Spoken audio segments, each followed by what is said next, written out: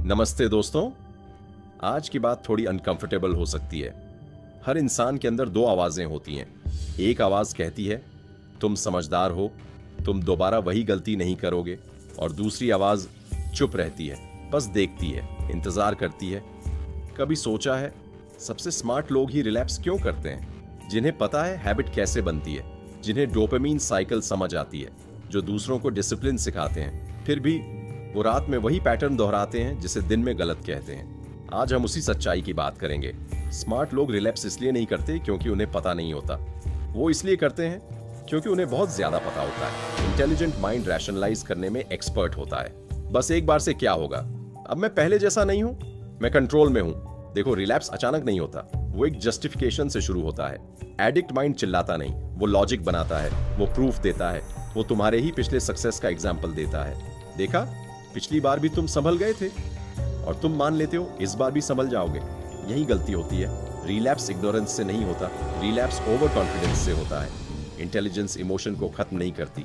Stress आएगा, failure आएगा, loneliness आएगी, और उस पल में ब्रेन इंप्रूवमेंट नहीं चाहता, ब्रेन सिर्फ रिलीफ चाहता है। स्मार्ट लोग सोचते हैं मैं हैंडल कर लूंगा, लेकिन जब दर्द पीक पर होता है तो लॉजिक पीछे हट जाता है। ओल्ड हैबिट सेफेस्ट ऑप्शन लगने लगती है क्योंकि वो फेमिलियर है, प्रिडिक्टेबल है, इंस्टेंट है। सोबर माइंड फुसफुसाता है ये टेम्पररी फीलिंग है, थोड़ा वेट करो।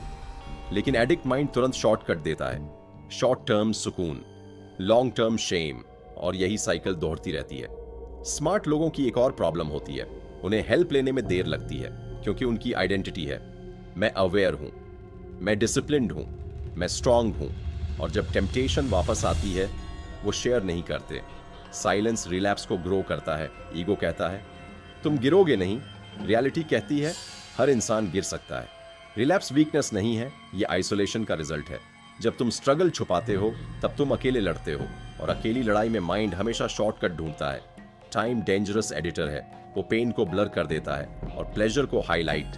तुम्हें याद रहेगा उस वक्त अच्छा लगा था, लेकिन ये याद नहीं रहेगा गिल्ट कैसा था, सेल्फ हेट कैसा था, मिरर में खुद को देखने में कैसा लगा था।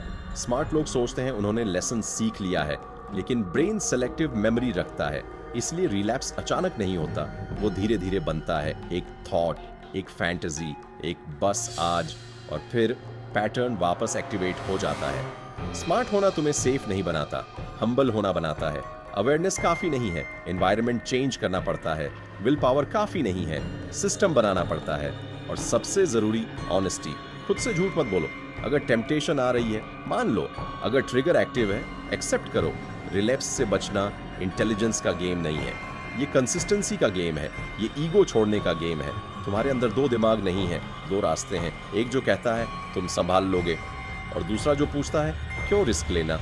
आज फिर वही डिसीजन है, तुम अपनी इंटेलिजेंस पर भरोसा करोगे या अपनी ऑनेस्टी पर। अगर वीडियो अच्छा लगा हो तो लाइक जरूर करना, और ऐसे ही कंटेंट के लिए चैनल को सब्सक्राइब करना मत भूलना।